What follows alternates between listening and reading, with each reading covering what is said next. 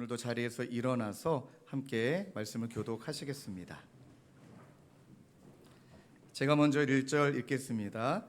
에베소 교회의 사자에게 편지하라. 오른손에 있는 7뼈를 붙잡고 7 금촛대 사이를 거니시는 이가 이르시되 내가 내 행위와 수고와 내 인내를 알고 또 악한 자들을 용납하지 아니한 것과 자칭 사도라 하지 시험하여 그의 거짓된 것을 내가 드러낸 것과 또 내가 참고 내 이름을 위하여 견디고 게으르지 아니하는 것을 아노라. 그러나 너를 책망할 것이 있나니 너의 처음 사랑을 버렸느니라. 그러므로 어디서 떨어졌는지를 생각하고 회개하여 처음 행위를 가지라. 만일 그리하지 아니하고 회개하지 아니하면 내가 내게 가서 내 촛대를 그 자리에서 옮기리라. 오직 내게 이것이 있으니 내가 니골라 당의 행위를 미워하는도다. 나도 이것을 미워하노라. 함께 읽겠습니다. 귀 있는 자는 성령이 교회들에게 하시는 말씀을 들을지어다. 이기는 그에게는 내가 하나님의 낙원에 있는 생명나무의 열매를 주어 먹게 하리라. 아멘. 편안하게 자리에 앉도록 하시겠습니다. 이제 오늘부터 본격적으로 7교회의 모습을 통해 하나님께서 우리 모두에게 영적인 빈곤함이 아니라 영적인 부요함으로 나아감에 있어서 그 7교회를 통해 우리는 어떤 부분을 적용하고 또 어떤 말씀을 붙들어야 할까 함께 오늘부터 나누기를 원합니다. 먼저 우리 지난주에 나눴듯이 여러분들 꼭 기억하십시오. 계시록을 하나님께서 요한 사도를 통해 당시 에베소 교회 성도에게 또 저와 여러분들에게 이 말씀을 마치 두렵고 또 마치 우리가 긴장이 되고 또 혹시라도 저주받을까 심판받을까 그렇게 두려운 마음으로 이 책을 우리에게 주신 것이 아니다. 지난주 나눴듯이 하나님의 사랑이 가득 담겨서 그리고 하나님께서 우리를 또 책망하시는 이유도 우리가 하나님 앞에 그 교정함을 받아 하나님의 은혜로 살아가기 위해서 우리에게 주시는 소망의 말씀이고 또 우리에게 주시는 은혜의 말씀이다. 그러하게 지난주 나눴듯이 우리가 두려워하지 않을 수 있는 것은 하나님이 모든 것을 아시기 때문이라는 것이죠. 우리 예수님이 처음이고 마지막이다라고 표현했던 것처럼 우리가 믿고 있는 그 예수님은 우리 모든 것들을 아시고 또 우리가 죽음이라 여기는 우리의 모든 어려운 문제들 또 삶의 힘겨움들 그 모든 것들을 우리 하나님이 다 다스려 주신다. 이것을 믿는 믿음이 우리 가운데 고백되시길 주님의 이름으로 축원합니다. 그럼 본격적으로 이제 7교회에 대한 내용들을 살펴보려 합니다. 먼저 에베소 교회의 배경들을 또 잠깐 언급해 드리면 아시아에서 가장 큰 도시 중에 하나였고요. 또 항구 도시이기도 했고 참 물질적으로 풍요했던 도시이고 또 아데미 신전이 있었기 때문에 영적으로 많이 타락했겠죠. 우상 숭배가 창궐했던 도시입니다. 또 지난주 말씀드렸듯이 또 도미티안 황제가 본인을 신격화하고 우상화했기 때문에 기독교인들은 너무나 힘겨운 박해의 시간을 지나갔던 배경을 가지고 있죠. 또 바울이 40년 전에 에베소 교회를 또 개척했고 또 요한 사도가 오늘 말씀을 통해 밤모섬의 유배를 가서 그 에베소 교회를 향한 편지를 쓴 내용이 오늘 본문입니다. 그리고 동일하게 계시록 2장 1절도 계시록 1장에서 말씀하신 부분들을 다시 한번 강조합니다. 제가 먼저 말씀을 읽어드릴게요. 에베소 교회의 사자에게 편지하라. 오른손에 있는 7뼈를 붙잡고 7 금촛대 사이를 거니시는 이가 이르시되 여기에 편지의 발신자, 수신자 내용들이 다 나와요. 일단 에베소의 사자들, 신학자들이 많은 해석을 하지만 보편적 해석은 그 교회의 예를 들어 지도자들 또 교육자들, 영적인 지도자를 말합니다. 그리고 나서 여기 나와 있는 또 7 금촛대, 7별 또한 그 영적인 지도자를 이야기하고 7 금촛대는 교회를 상징하죠. 그리고 말씀하시기를 이렇게 말씀하십니다. 7별을 붙잡고 7 금촛대 사이를 거니시는 이가. 여러분 이것을 통해 다시 한번 사도 요한이 강조하는 것은 무엇이냐면 우리 하나님은 우리를 붙들고 계신다. 우리 하나님은 교회와 우리의 삶의 여정 사이를 지나가시며 우리 모두를 살피신다. 여러분 정말로 믿으십니까? 이 은혜를 경험하면 경험할수록 우리의 마음 가운데 저도 지난 한 주일간 이런 고백을 기도 제목을 삼아 한번 되뇌어 봤습니다. 하나님, 제 삶 가운데 건의심을 믿습니다. 하나님 제 생각 가운데 건의심을 믿습니다. 하나님 신방하는 상황 가운데 그분과 저 사이에 우리 하나님이 건의시고 붙드심을 믿습니다. 이렇게 되뇌이며 기도하고 한 주간을 보냈더니 저에게 주어진 가장 큰 유익은 여러분 샬롬입니다. 평강. 아, 의지할 분이 있구나. 내가 기댈 분이 있구나. 이것이 얼마나 큰 은혜였는지 모릅니다. 그리고 그 하나님께서 우리 가운데 거니시고 붙드시는 그분이 오늘 에베소 교회에게 주신 약속의 말씀이 있었듯이 저와 여러분들의 삶 가운데도 오늘 본문 말씀을 통해 약속을 주신다, 이렇게 말씀하십니다. 그리고 여러분들도 이제 성경에 쓰여졌던 양식이 조금 있는데, 여러분 그 당시에 양식 중에 유명했던 양식, 또 무언가를 강조하려고 할 때는 이제 샌드위치 구조라고 이야기합니다. 뭐 A, 뭐 B, 또 B-E, 다시 뭐 A, 이런 식으로 감싸고 있는 구조를 샌드위치라고 말하는데, 오늘 본문의 말씀에 보면은 에베소에게 편지할 때 이 샌드위치 구조가 그대로 드러나요. 먼저 말씀드린다면 칭찬하십니다. 인정해 주셔요. 그리고 나서 책망하십니다. 아주 호되게. 그리고 난 다음에 다시금 칭찬해 주십니다. 또 권면하시고 마지막에는 말씀을 주십니다. 자, 이 구조를 왜 사도 요한이 사용했는가? 제가 의미를 묵상해 보니까, 예를 들어 볼까요? 여러분들이 자녀를 키우는데 그 아이에게 책망만 했어요. 엄하게. 어떤 위로도 안 했어요. 책망했고 나중에 위로도 안 해요. 책망만 남겨줬어요. 그럼 그 자녀는 그 책망의 무게가 너무 큽니다. 그런데 위로도 하고 격려하며 그 아이가 잘못되면 안 되기 때문에 동일하게 훈계를 전하지만 그 격려와 위로가 책망을 감싸고 있기 때문에 책망을 받는 자 입장에서는 이렇게 느껴지는 거예요. 아, 내가 지금 사랑받고 있구나. 여러분, 이 태도가 너무너무 중요합니다. 저도 이 말씀의 구조를 보면서 내가 우리 자녀를 향한 태도는 어떠했을까? 또 성도님을 향한 태도는 어떠했을까? 때로는 부모로 자녀에게 책망할 때가 있는데 나는 권면이라는 그 구조를 통해, 은혜라는 그 구조를 통해 그것을 감싸고 내가 이야기하는가? 만약에 그게 없으면 여러분들 그 책망의 무게는 시간 지나면 모르긴 몰라도 그에게 정죄가 되고 비난으로 남을 겁니다. 그러나 배려와 사랑으로 가득한 권면이라면 우리가 많이 말했던 사랑의 매가 될 수 있는 것입니다. 여러분들의 태도도 한번 돌아보시면 좋겠습니다. 자녀를 향한, 또 내 주변 분들을 향한, 또는 부서 안에서, 다락방 안에서 나는 어떠한 태도로 이야기하고 있는가? 자, 이제 구조를 넘어서 이제 첫 번째 칭찬이 나오죠. 워낙 또 유명한 본문 말씀이니까 제가 다시는 읽지 않지만 그 중요한 요점사항을 얘기한다면, 우리 하나님이, 예수님이 에베소 교회를 칭찬하시는데 행위, 수고, 인내, 아신대요. 안다라는 표현은 그냥 내가 안다가 아니라 속속들이 안다는 거예요.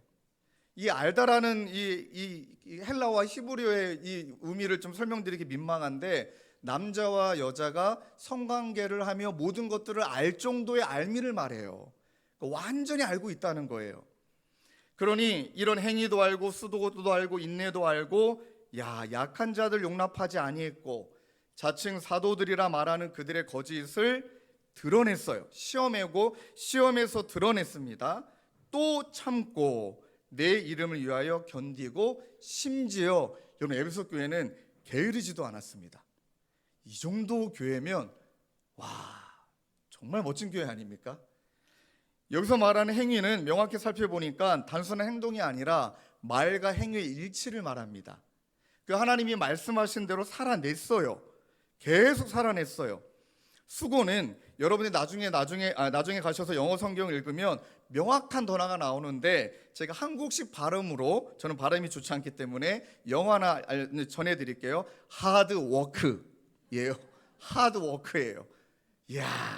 그리고 어떤 신학자는 생명을 건 수고라고 말합니다. 얼마나 애를 썼을까요? 인내, 극복할 때까지 참아내는 거죠. 악한 자들에 대한 열심, 대항하는 열심, 거짓 선지자를 드러내는 것. 여러분 이 정도면은 신앙의 열심, 인내, 영적인 분별력, 성실함, 와 대단한 교회입니다. 그러면서 그 교회가 대단한 교회다라는 게 방점이 아니라 이 본문의 방점은 무엇이냐면 예수님이 에베소 교회가 했던 열심을 다 알아주시고 계시는 거예요. 그러니까 그것을 무시하는 게 아닙니다. 너 그것만 앞서고 있다. 너 그것만 너무 너에게 강화된 것이다. 이런 차원이 아니라 그대로 인정해 주시고 너무 잘했다, 안다, 칭찬해 주십니다.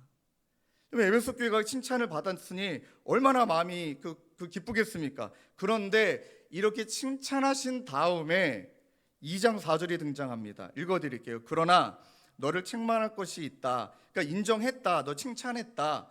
그러니까 칭찬과 너를 책망할 것은 어떤 의미에서는 조금은 다른 카테고리인 거예요. 그러니까 그러나 너를 책망할 것이 있으니 너의 처음 사랑을 버렸다. 여러분 오늘 본문 말씀에만 매이면 에베소 교회를 오해하게 돼요. 에베소 교회는 열심도 있고 교리적으로도 무장이 됐고 인내도 있고 다 있는데 사랑이 없었나 보네. 이렇게 생각하시면 안 됩니다. 그럼 이제 본문을 찾아봐야겠죠. 사도 요한이 40년 뒤에 에베소 교회에 대한 내용이지만 40년 전부터 지나왔던 에베소 교회를 목양하고 3년 동안 열심히 그 교회 헌신했던 바울이 옥에 갇혀서 에베소 교회에게 편지할 때 아마 이때 시기는 정확하진 않지만 개척한 다음에 적어도 3년, 4년, 5년이 지나간 시점일 겁니다. 그때 뭐라 얘기하냐면 에베소 1장 15절 이로 말미암아 주 예수 안에서 너희 믿음과 모든 성도를 향한 사랑을 나도 듣고. 여러분 에베소 교회가 사랑이 없었던 교회가 아닙니다.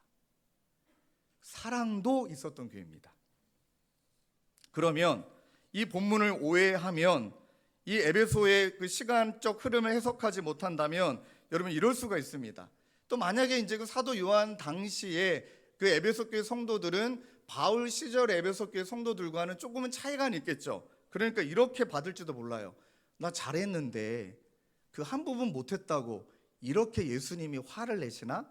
왜냐하면 여러분 계시록 2장 5절에 저주의 말이 나올 정도로 무서운 말이 무섭게 책망하십니다. 내가 내게 가서 내 촛대를 그 자리에서 옮긴다. 이 말이 마치 이미지 같아요. 내가 내게 가서 그 현장에 가서 그 다음에 내 촛대를, 교회를 말하죠. 내 촛대의 의미를 말하는 것을 네가 보는 앞에서 내 손에서 뽑아버리겠다. 이건 굉장히 무서운 말이잖아요. 그러니까 에베소 교회 성도들이 예를 들어 오해한다면, 예를 들어 본다면 아니 다 잘했는데 이 한 부분을 못했다고 이렇게까지 무섭게 책망하시나? 라고 해석할 수가 있는데 여러분 여기에서 저희들이 적용해야 되는 것은, 먼저 점검해야 되는 것은 한번 들어보십시오. 사랑 잃어버려도 교회가 유지되고 있다는 거예요. 사랑을 잃어버려도 교회가 유지되고 있었다는 거예요. 사랑이 없어도 겉보기에는 그냥 건재해요. 처음 사랑 잃어버려도 뭐 예배, 시스템, 뭐 조직, 사역, 행사 아무런 문제가 없어요.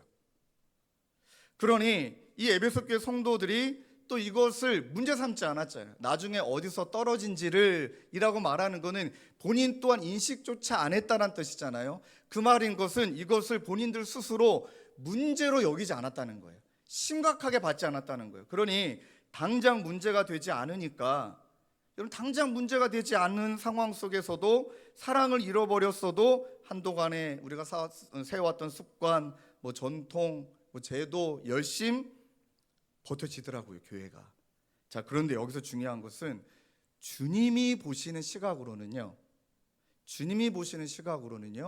우리는 문제없다 생각했는데 주님은 위기라고 말하시는 거예요. 위기다. 자, 그럼 이 말이 어떤 의미일까요? 먼저 정리하고 넘어간다면 겉모습의 정상성이 여러분 건강함을 나타내는 것은 아니다. 정말 우리 자신도 바라보고 우리 가정도 바라보고 교회를 바라보고, 그러니까 겉모습의 정상성이 건강함을 말하는 척도가 아니다. 중요한 포인트는 나는 문제 없다라고 여기는데 주님은 위기라고 말한다. 사랑을 잃어버린 순간이 위기의 시작이다. 이렇게 말씀하시는 거예요. 그리고 계시록 2장 4절에 너를 책망할 것이 있는데 너의 처음 사랑을 버렸다. 이제 칭찬하시고 책망이 나오죠. 여기에서 중요한 단어 한 가지가 나와요. 버렸다. 이 단어를 정확하게 해석해야 예수님이 에베소 교회를 그 사도 요한을 통해 주신 메시지가 이해가 되는 거예요. 버렸다라는 것은 단순히 열정이 식었다라는 의미가 아니고요.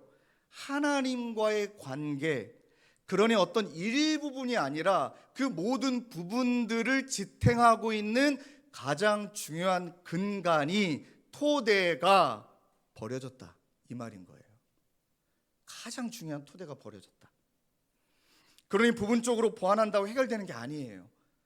이렇게 말하면 되는 게 아니에요. 열심히 하시라. 좀 더 헌신하시라.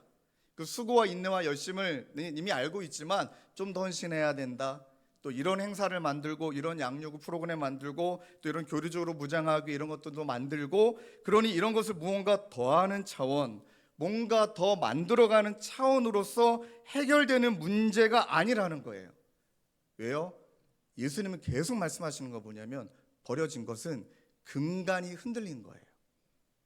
사랑이 근간이라고 예수님이 호소하고 계신 겁니다, 여러분. 그런데 에베소 성도들이 오늘 본문 말씀 읽었던 것처럼 어디서 떨어졌는지도 모른 채 살아가고 있잖아요. 왜 인식을 못했을까? 곰곰이 묵상하는 가운데 에베소 교회 성도들이 두 가지를 관가하는 것 같아요. 첫 번째는요, 여러분들 진리를 외치다 보면 날카로워야 됩니다.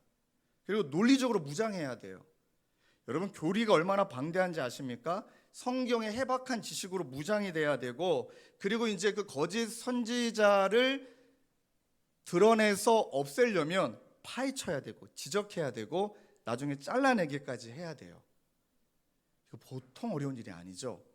한번 예를 들어 볼까요? 주님의 교회도 여러분의 그 이단들이 왔다 가셨거든요. 또 너무 감사한 건 이제 이단으로 오셨다가 은혜 받으시고 우리 성도님으로 계신 분이 있어요. 예. 또 그분들은 제가 얼마나 강하게 얘기하냐면 1년 동안 다락방 못하게 해요. 예배 드리고 저랑 1대1로 교리 교육을 받고, 그 다음에 그분에게 거듭남에 대한, 거듭난 이후의 삶에 대한 부분들을 또 점검하고 신앙 고백이 있는지를 한 다음에 확인한 다음에 보내드려요. 그냥 보내드리지는 않습니다. 신천지 여러 분 계셨습니다.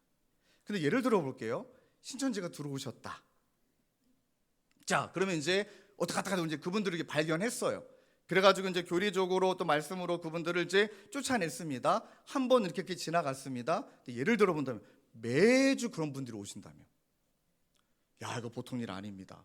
이제 그러면 이제 나중에 어떻게 되냐면 어떤 성도님이 오셔가지고 오시자마자 막 열심히 헌신하시면 의심스러운 거예요.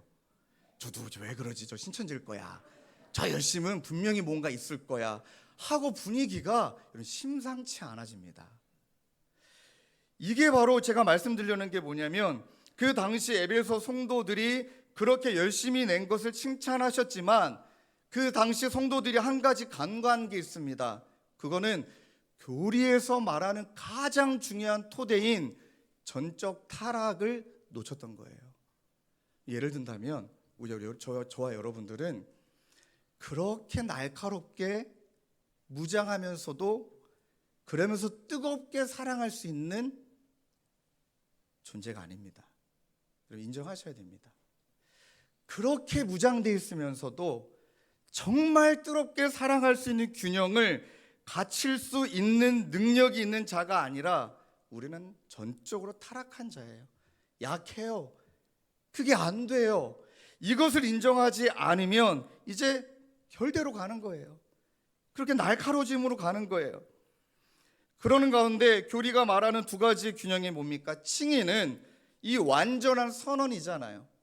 우리 힘으로 된 게 아니에요. 우리 능력이 아닙니다. 온전한 하나님의 은혜로 말미암아 우리가 구속의 은혜를 입었던 그 칭의는, 의롭다 칭의는 완전해요. 근데 여러분 아셔요? 성화는 끊임없는 불완전의 과정을 통해 이루어지는 거예요.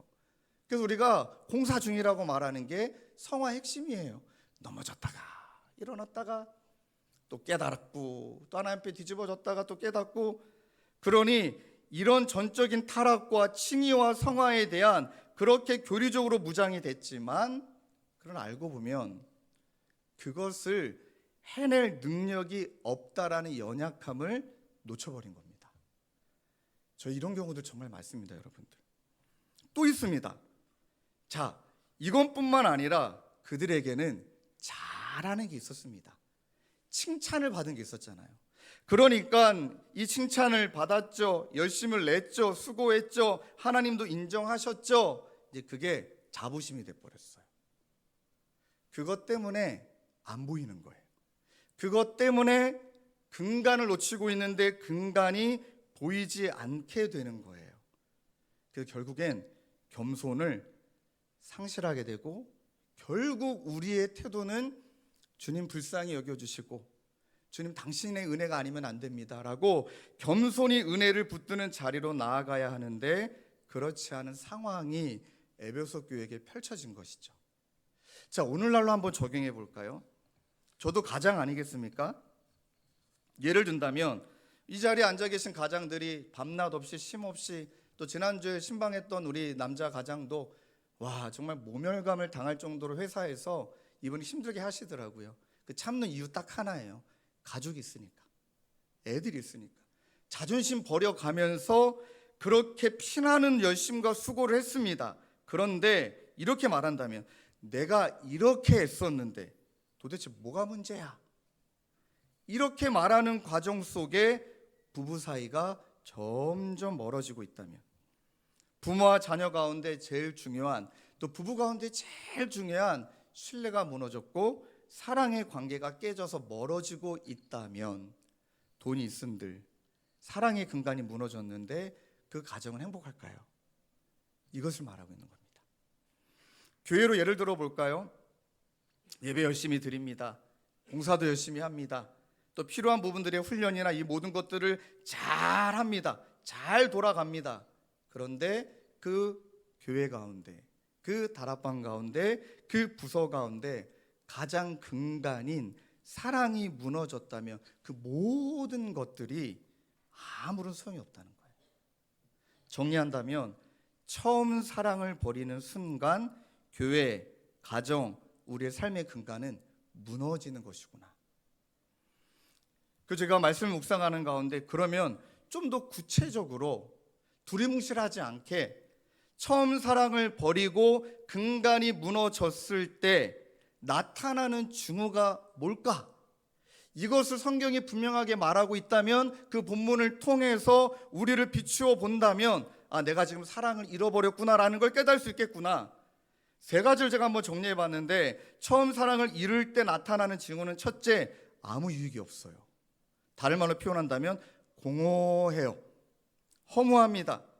둘째, 관계가 무너지고 이제 그 자리에 갈등과 다툼이 많아지기 시작합니다. 셋째, 하나님과의 친밀함의 교제가 어느새 끊어져 버리고 자아중심적인 신앙이 이제 자리 잡게 되는 거죠. 자, 근거 구절을 제가 찾아드린다면, 여러분 고린도전서 13장 1절 3절 말씀에 내가 사람의 방언과, 우리 가능하시다면 함께 읽겠습니다. 시작. 내가 사람의 방언과 천사의 말을 할지라도 사랑이 없으면 소리나는 구리와 울리는 꽹가리가 되고, 내가 예언하는 능력이 있어 모든 비밀과 모든 지식을 알고 또 산을 옮길 만한 모든 믿음이 있을지라도 사랑이 없으면 내가 아무것도 아니요 내가 내게 있는 모든 것으로 구제하고 또 내 몸을 불사르게 내줄지라도 사랑이 없으면 내게 아무 유익이 없느니라. 아멘. 중요한 건 천사의 말, 그리고 예언하는 능력, 이거를 주님이 무시하는 차원에서 정리한 게 아니라는 거죠. 칭찬하셨다, 인정한다. 그런데 사랑이 없으면 3절 말씀이 확 와닿더라고요. 아무 유익이 없다. 자, 풀어볼까요? 그렇게 행동하는 동기, 그렇게 수고하고 열심을 내는 동기, 모든 행위가 추구하는 그 가치가 상실돼 버린 거예요. 그러면 아무런 보람이 없어요. 아무런 혜택이 없어요. 적용해 본다면 여러분들 가정에, 또 우리가 속한 다락방에, 부서에, 우리 교회에 이런저런 열심은 많은데 그런데 사랑의 근간이 무너졌다. 그럼 여러분 일단 가기 싫어요. 가도 공허해요. 채워지지 않아요.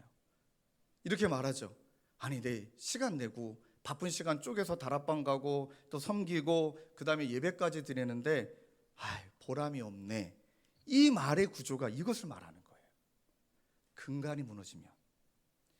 그리고 관계가 무너지고 갈등과 다툼이 많아진다라는 것은 너무 뻔한 것이죠.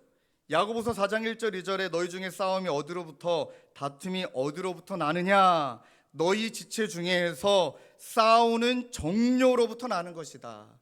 네 욕심, 네 주장, 네 논리, 자기 이해하고 싶어하는 그런 어떤 연민들, 그런 모든 것들이 정욕으로 발현된 것이잖아요. 그 정욕으로 나는 것이니 관계는 무너지고 그 자리에 갈등이, 그 자리에 다툼이, 원망이, 그럼 어떻게 되느냐? 여러분 절대 친밀한 관계로는 나갈 수 없어요.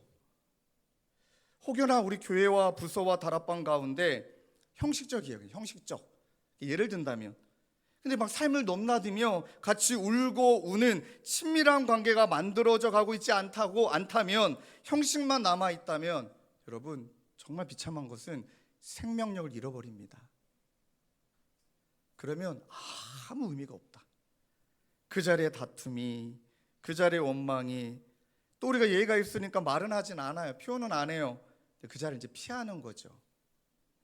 하나님과의 친밀한 교제가 어떻게 끊어지느냐? 요한일서 4장 7절 8절에 보면 사랑하는 자들아 우리가 서로 사랑하자. 사랑은 하나님께 속한 것이니 사랑하는 자마다 하나님으로부터 나서 하나님을 알고 사랑하지 아니하는 자는 하나님을 알지 못하나니 이는 하나님은 사랑이십니다. 자, 사랑하지 아니하는 자는 하나님을 알지 못한다라고 정리를 합니다. 무슨 말씀이냐? 사랑하지 않는다는 것은, 하나님을 알지 못한다는 것은 그 교제가 끊어져 버린 거예요. 그러니까 생명력이 끊어져 버린 거예요. 그냥 껍데기일 뿐인 거예요. 한번 점검해 볼까요? 여러분들의 가정은 어떠세요? 저도 말씀을 준비하는데 저희 아내가 했던 말이 이제 진짜 너무 크게 다가와요. 저도 여러분 진짜 나쁜 가장이에요. 내가 무슨 뭐 어디 가서 바람을 피니, 내가 무슨 술을 마시니, 내가 무슨 다른 가서 나쁜 짓을 하니, 나 목회하느라 나 너무너무 힘들어. 내 할 일 다 했는데 뭐가 문제야? 야, 나쁜 목사예요. 아내는 외롭다고 말하고 있는데, 독박 육아하며 힘들다고 말하고 있는데, 나는 뭐가 문제야? 내 할 일 잘하고 너 할 일 잘하면 되지. 여러분 왜 이렇게 그렇게 쳐다보세요? 솔직히 그랬습니다. 그리고 아내에게 그 말이 이제는 너무 크게 다가와서 요즘 잘합니다. 눈치 많이 보고요. 어제는 뭐 아내가 잠들어 있길래 몰래 바닥에 떨어지는 안경을 주워다가 이렇게 또 누가 밟을까 봐 올려놨는데, 그런데 뭐가 하나 빠졌는지 하여간 좋은 일 하려다가 괜히 욕먹고 막 그러고 살아요. 네. 좀 제가 좀 풀어드린다고 이렇게 말씀드렸지만 한번 조금은 심각하게 고민해 보면, 우리 부부 관계는, 나와 자녀의 관계는, 우리 다락방은, 우리 부서는 이 근간이 지켜지고 있나? 근간을 잃어버려서 나타나는 이 세 가지 증오가 지금 일어나고 있는 건 아닐까? 자, 이렇게 하나님이 강력하게 권면하신 다음에 2장 5절에 그 어디서 떨어졌는지를 생각하고 회개하고 처음 행위를 가져라. 만일 그리하지 아니하면, 또 반복되는 단어가 나오죠. 회개하지 아니하면 내가 내게 가서 내 촛대를 그 자리에서 옮기겠다. 자, 이것을 제가 원어 성경을 분석하며 한번 직역해 봤어요. 한번 들어보세요. 그러므로 내가 어떤 시점으로부터 떨어져 그 상태가 지속되었는지 계속 상기해보고 기억하고, 그리고 즉시 회개하고 처음 행위를 다시 하라, 이 의미입니다. 그러니 주님의 권면은 기억하고 바로 회개하고 처음 행위를 다시 시작하라. 그리고 이제 이 말씀을 풀어본다면 어디서 떨어졌는지, 이 말씀의 어떤 문법과 내용을 보니까 이미 떨어졌고 그 상태가 지속되고 있다는 말이거든요. 그러면 여러분들 사람이 어디에서 떨어졌는지, 이것이 어디서부터 발달됐는지 그 시작점이 여러분 기억하셔요. 분명히 있다는 거예요. 원인이 분명히 있다는 거예요. 그게 계기가 됐고 그게 출발로 그것이 지금까지 유지가 되고 있다는 거예요.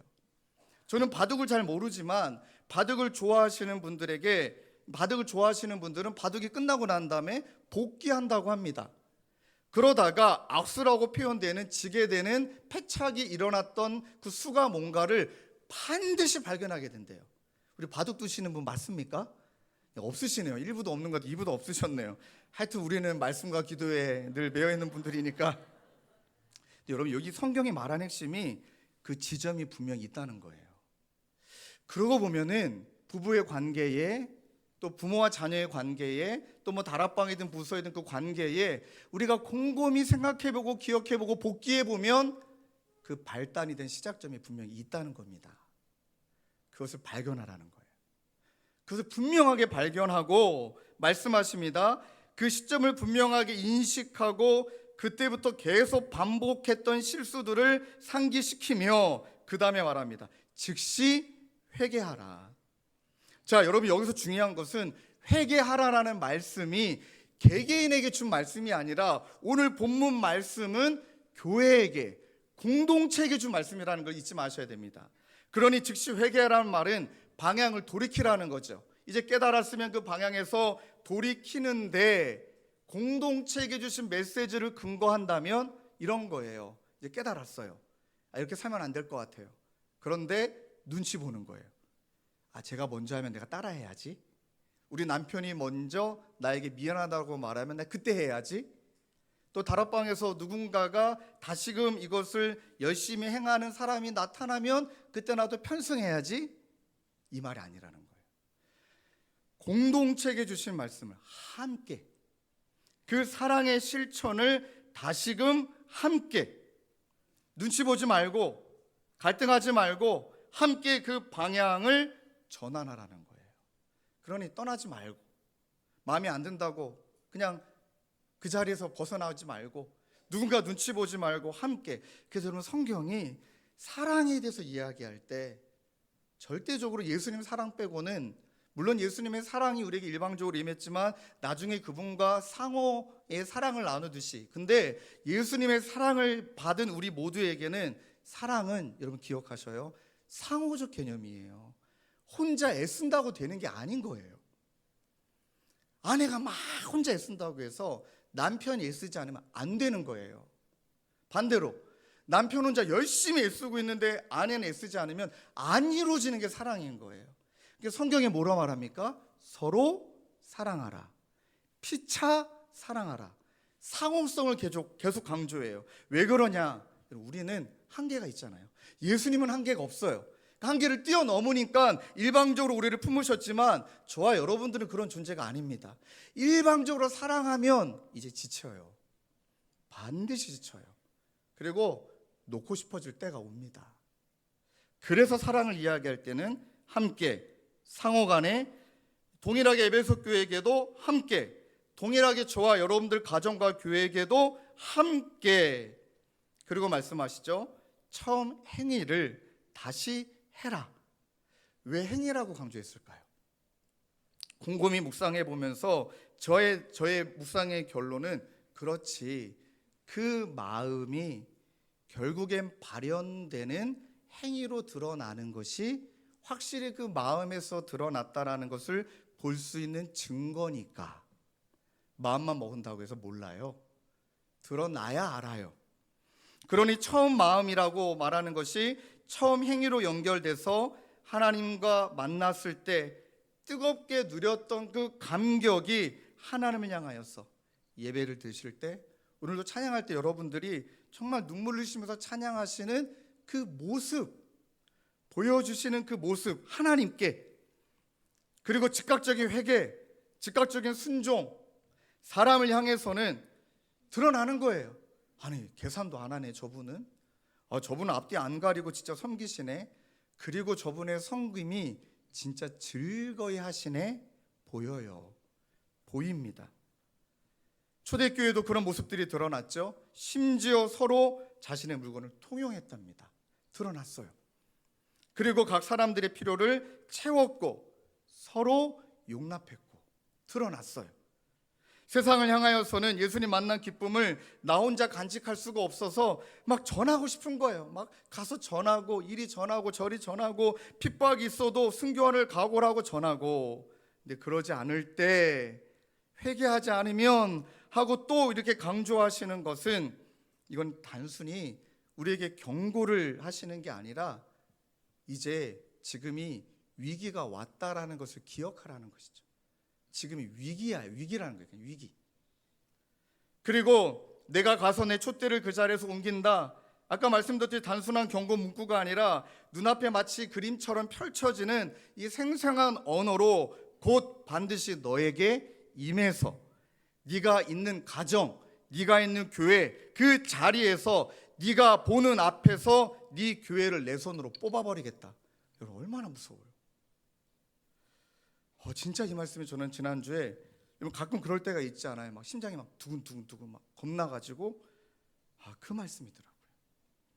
그런데 여러분 아까도 말씀드렸지만 계시록의 구조가 또 에베소를 향한 편지의 이 구조가 하나님의 따뜻한 격려와 사랑으로 감싸고 있다는 걸 기억하셔야 됩니다. 이렇게 따끔하게 말씀하시고 난 다음에 하나님이 우리에게 주시는 최고의 격려를 주시는데, 여러분 우리에게 주신 최고의 격려가 무엇인 줄 아십니까? 약속과 소망의 말씀입니다. 힘든 그때에 아직 이루어지지 않았지만 소망과 약속의 말씀을 주셔서 그 시간을 견디게 하시죠. 계시록 2장 7절입니다. 우리 화면에 띄워주시고 함께 읽겠습니다. 시작. 귀 있는 자는 성령이 교회들에게 하시는 말씀을 들을지어다. 이기는 그에게는 내가 하나님의 낙원에 있는 생명나무의 열매를 주어 먹게 하리라. 아멘. 아멘. 우리에게 주시는 주님의 최고의 격려 약속은 끝까지 지켜낸 자는 마지막 날에 하나님과 함께 누리는 완전한 기쁨을 얻게 하신다. 표현한다면 우리가 누렸던 그 처음 사랑이 이제는 예수님 안에서 그분과 나 사이에 완전한 사랑으로 이루어진다. 그 자리로 우리를 초대하신다. 영적으로 깨어 있어야 된다. 귀 있는 자는 들어야 된다. 이긴다라는 게 무엇입니까? 끝까지 견디는 거죠. 끝까지 그 믿음을 지켜낸 것이죠. 왜 하나님의 낙원이라고 표현했습니까? 에덴 동산을 생각해 보세요. 하나님이 사람을 만드시고 너무 좋았다 말씀하시고 그 낙원에서 하나님이 만드신 이 사람과 나누었던 그 친밀한 교제가 이제 우리에게 이것을 지켜냈을 때 영원히 우리에게 주어주신다. 그리고 왜 생명나무냐? 이제 선악과는 의미가 없는 거예요. 옳고 그름, 그 다음에 정죄, 이게 아니라 끝까지 지켜낸 자는 그 영원한 사귐으로 초대받고 하나님이 우리 가운데 베푸시는 영원한 생명 안에서 기쁨의 교제를 우리로 하여금 누리게 하신다. 여러분 믿으십니까?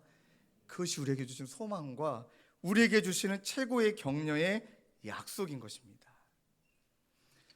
한 3, 4주 됐나요? 저희 교회 성도님으로 계시다가 이제 부임받아 목회자로 가시는 분들이 여러 분 계십니다. 그리고 자주는 못 만나지만 이제 가끔 연락을 합니다. 근데 얼마 전에 그 목사님께 전화가 왔습니다. 여러분들 딱 전화를 받아보면 그 느낌이라는 게 있잖아요. 이분의 마음이 느껴지는 그 느낌이 있잖아요. 너무 힘들고 피곤하신 목소리셨어요. 그래서 저도 마음이 좀 가는 상황이기 때문에 중간 지점에 만났어요. 시간상 서로 이렇게 오고 하면 너무 시간이 머니까 중간 지점에 그분을 이제 만났어요. 그리고 이제 커피숍에서 이렇게 교제를 나누는데 정말 많이 힘드셨더라고요. 그리고 그분이 하셨던 말 중에 제 마음에 너무 이렇게 남았던 말은, 목사님, 우리가 목회자이니까 견뎌야겠죠? 우리가 목회자이니까 수용해야 되는 거겠죠? 너무 억울하고 너무 아픈데 그 양떼를 맡기신 목회자이니까 이거 감당해야겠죠? 근데 여러분 그 말이 너무 아프게 느껴지고, 이렇게 표현해서 죄송하지만 너무 비참하게 느껴지는 거예요. 목회자도 사랑받아야 되잖아요. 하나님께, 성도들에게.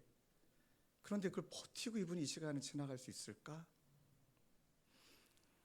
그분이 질문했어요. 물론 답을 원하는 질문은 아니었지만 눈물이 핑 돌더라고요. 다 겪는 여러분들도 그렇지만 다 그런 시간을 겪으니까. 근데 제가 그날만큼은 진심으로 솔직하고 싶었어요. 하고 제가 그분께 드렸던 이야기는, 목사님, 우리가 목회자여서 이것을 견딘다면 너무 서글플 것 같다고 이렇게 말씀드렸어요. 목사님, 그 사명 때문에, 목회자라는 그 사명 때문에 그것을 감당하면 목사님 솔직히 마음의 상처가 상쇄가 되세요? 반문했어요. 저는 솔직하게 말했어요. 저는 상쇄가 안 돼요. 아파요. 오래가고 티는 안 내지만 눌려 있어요. 그러니 사명, 내가 감당해야 될 책임이라는 이름으로 그것을 감당하는 건 아닌 것 같다고. 그리고 제가 그분께 말씀드렸던 거는, 목사님, 우리 목회고 목사고 뭐고 다 내려놓고, 저도 3년 지나고 여러분들에게도 그런 고백을 했고 저희 아내에게도 그런 이야기를 많이 했지만, 담임 목회 3년 하고 나서 진짜 깨닫는 건 이제서야 예수 믿는 것 같다. 이 표현이 저에게는, 여러분, 사명과 책임 때문에 그걸 감당하는 것은 못 버티지만 말할 수 없는 예수님의 사랑이, 진짜 밑도 끝도 없는 그분의 사랑이 나를 향하고 있다라는 것을 믿고 믿어지니 그것을 붙들 때만 상쇄가 되더라고요. 그것을 붙들 때만 받아들여주고 담아두지 않고 흘려보내게 되더라고요. 하고 그분에게 말씀드렸어요. 목사님, 우리 힘들 때는 우리 목사로 만나지 말자. 그냥 친구로 만나서 그냥 성도 욕도 하고, 우리 서로 뭐 모르지 않냐, 뭐 서로 이름까지 말하자, 막 이렇게까지 얘기도 했어요. 그리고 진짜 그 예수님의 사랑이 이 모든 것들을 상쇄해 주시는 그 근간을, 오늘 성경으로 설교로 말한다면 그 근간을 놓치지 말자 하고 둘이 참 많이 울었어요. 그 집으로 돌아오는데 왠지 그런 느낌 있잖아요. 한 번 더 전화하고 싶고, 이렇게 사랑에 빠지면 그런 거 있잖아요. 그래서 집으로 돌아가는 길인데 괜히 또 막 그 목사님께 전화하고 싶어서 전화를 했어요. 왜냐면 이제 운전해서 오는 길에 문득 하나님이 또 저에게 주신 은혜가 무엇이냐면, 곰곰이 생각해 보니까 그 사랑이 상쇄되고 나니까 그제서야 보이는 게 뭐냐면, 보이지 않는 곳에서 근간을 지켜내는 성도님들이 얼마나 많은지를 보여주시더라고요. 뭐 한 번도 언급 안 했지만 예배 시간에 예배를 위해, 저를 위해 중보하시는 중보기도 팀이 지금도 기도하고 계세요. 느껴져요. 그리고 티는 안 내시지만 교회 곳곳에서 그 사랑의 근간을 지키시려고 몸부림치시는 그분들의 얼굴이 집으로 오는 길에 쑥쑥 지나가는 거예요. 그리고 그분에게 전화드렸던 말씀은, 예수님의 그 사랑의 근간을 우리가 놓치지 않고 그게 상쇄도 되는데 하나님 은혜를 더 주시더라. 동역자가 많이 있다는 것을 알게 하시더라. 그리고 우리가 사랑 많이 받고 있는 것을 느끼게 해주시더라. 또 목사님도 목사님 그런 것 같다고, 가장 저의 동역자의 아내, 세 자녀, 또 어느 권사님, 또 이름을 막 말씀하시더라고요. 맞다. 그러니 우리가 자기 연민에 마치 그것에 사로잡히지 않은 것은 그 사랑이 있기 때문이고, 그 사랑 때문에 그 사랑의 토대 위에 말씀을, 그 사랑의 토대 위에 열심을, 그 사랑의 토대 위에 수고를 행할 때 교회와 가정과 우리의 삶은 아름답게 빚어지는 줄로 믿습니다. 말씀을 정리하면서 오늘 그래서 설교 제목을 이렇게 정해봤습니다. 처음 사랑의 그 감격을 지켜내며 더 깊어지고 완전한 사랑으로 나아가는 것. 이것이 나를 성도로, 우리를 공동체로 부르신 하나님의 초대이구나. 이 은혜 붙들 때 저와 여러분들이 하나님의 이끄심을 따라 교회다움을, 성도다움을 마음껏 누리시는 사랑의 근간을 지키시는 저와 여러분 되시길 주님의 이름으로 축원합니다. 우리 말씀을 두고 함께 찬양하고 기도하기를 원해요. 혹시 이 찬양을 모르신 분들이 계시다면 가사를 묵상하기를 원해요. 많은 이들은 말해요. 많은 이들은 노래해요. 근데 정작 알고 보니 그 길을 가고 있지는 않대요. 힘들고 험하죠. 근데 말로만 가고 멀어져 가고 있답니다. 오늘 찬양을 부르며 여러분들의 마음속에 생각 속에 우리의 가정이 떠오르고 내가 속한 공동체가 떠오르고 또 내가 어떻게 나아가야 되는가, 여러분 꼭 기억하세요. 사랑이냐 무슨 교리냐 뭐 사랑이냐 열심이냐 그 말이 아닌 거예요. 그 열심, 그 최선 너무 잘하고 있다. 그런데 그 모든 것들을 지탱하는 것이 그 근간이 사랑이다. 사랑 위에 열심을. 저는 이렇게 말씀드리고 싶어요. 주님의 교회는 가르칠 교, 모일 회 이것을 넘어 사귈 교, 모일 회, 그런 교회로 나아가길 정말 주님의 이름으로 축원합니다. 그 마음으로 함께 찬양하고 기도할까요?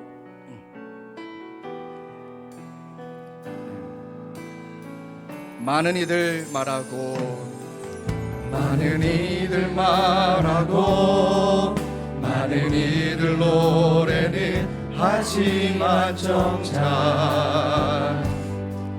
가지 않는 길 두려운 생각보다 많이 힘들고 험한 길보다 그저 말로만 가려기에 점점 멀어져만 가네. 내게 생명 주었던 그 길 점점 이어가려 내게 사랑 주었던 그 길 사랑 주었던 아멘. 그 다시 복음 앞에 내 영혼 선에 주님 만날 그때 나 다시 돌아가 주님께 예배드리며 다시 십자가의 길 걸으리. 다시 복음 앞에 내 영혼 선에 주님 만난 그때 나 다시 돌아가 주님께 예배드리 다시 십자가의 길 걸으리. 우리 한 번 더 다짐하는 마음으로 찬양합시다. 다시 복음 앞에 내 영혼 선에 주님 만날 그때 나 다시 돌아가 아멘. 주님께 예배드리며 다시 십자가의 길 우리 이어서 고백하시고 찬양합시다. 주님의 나라와 뜻이 나의 삶 속에 임하시며 주님 알기를 주만 보기를 소망합니다. 아멘 아멘. 거룩히 살아갈 힘과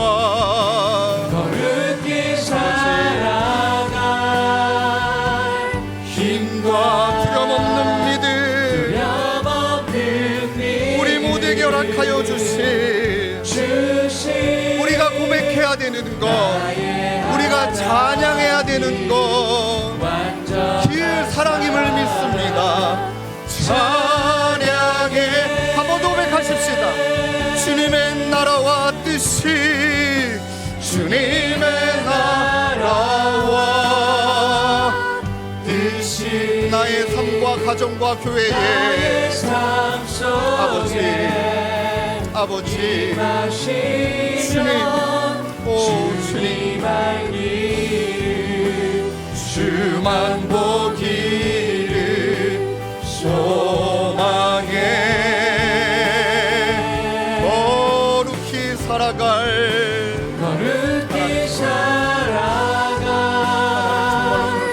힘과 두려움없는 믿음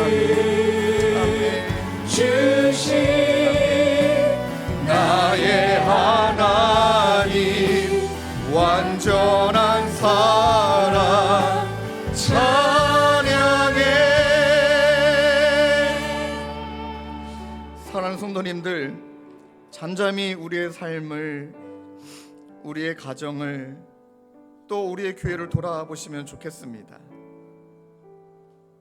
여러분, 꼭 기억하셔야 되는 것은 주님이 우리를 붙들고 계시고 우리 사이를 거니시고 계시기에 결국 그 하나님이 우리에게 축복으로 주신 약속을 이루어 주실 것을 믿기에 우리는 주님 앞에 직면하는 것이 사는 길이고, 그것을 주님 앞에 있는 그대로 낱낱이 고하는 것이 사는 길인 줄로 믿습니다.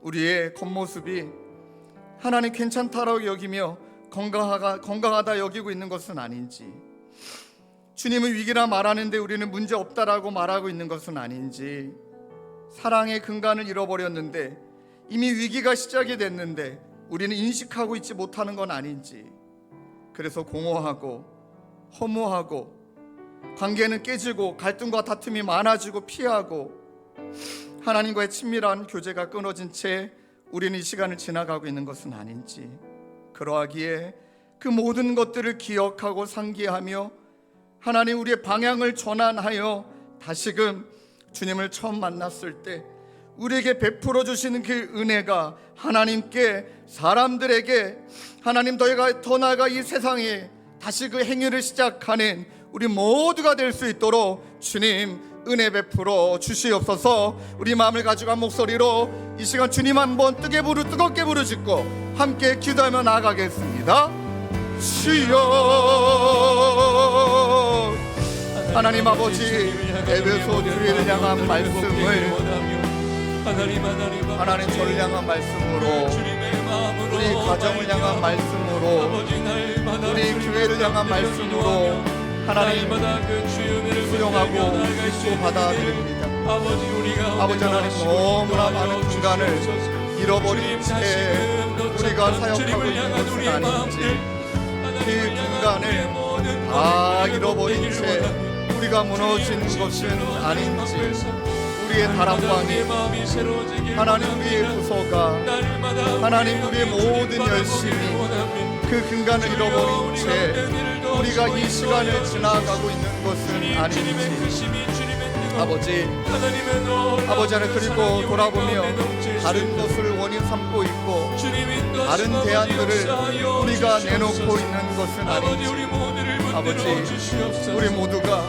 하나님 정말 사귈 교, 주님과의 사귐, 하나님 사랑 안에서 성도와의 교제가 하나님 더 깊어지는 모임이 주님의 교회 되게 하여 주시고, 이 근간을 무너뜨리지 않기 위해 서로 피차 함께 살아가며 하나님 그것을 이루어가는 하나님 저희 모두가 될 수 있도록 주님 은혜 위에 은혜를 더하여 주시옵소서. 오 주님, 그 말씀을 따라 살아갈 수 있도록 우리를 이끌어 주옵소서. 우리 계속 기도하시고 찬양으로 기도합시다. 주님의 나라와 뜻이, 주님의 나라와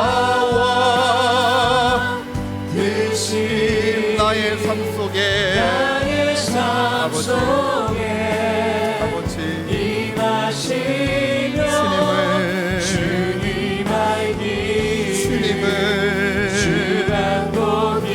아버지 소망해. 하나님 이 고백을 거룩히 살아갈 힘과 두려움 없는 믿음 주신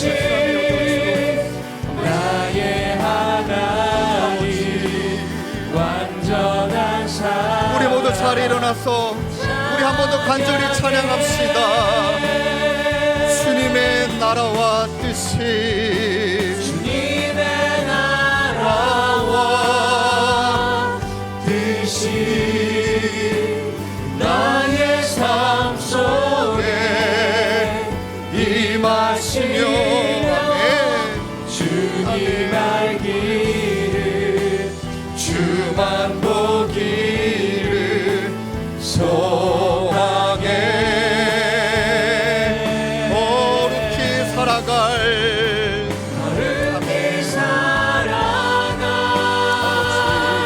힘과 두려움없는 그 믿음을 주신 나의 하나님 완전한 사랑 찬양해.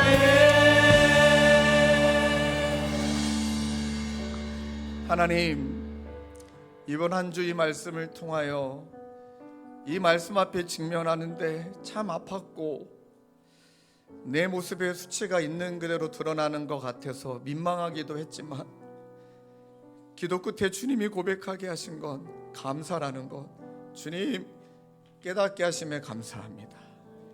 이대로 더 갔다가는 큰일 날 뻔했는데 이 상태로도 지나가다가는 근간 잃어버린 채 다 무너질 뻔했는데 우리 가정을 너무 사랑하셨어. 주님의 교회를 너무 사랑하셔서 깨닫게 해주심에 책망해 주심에 주님 감사합니다.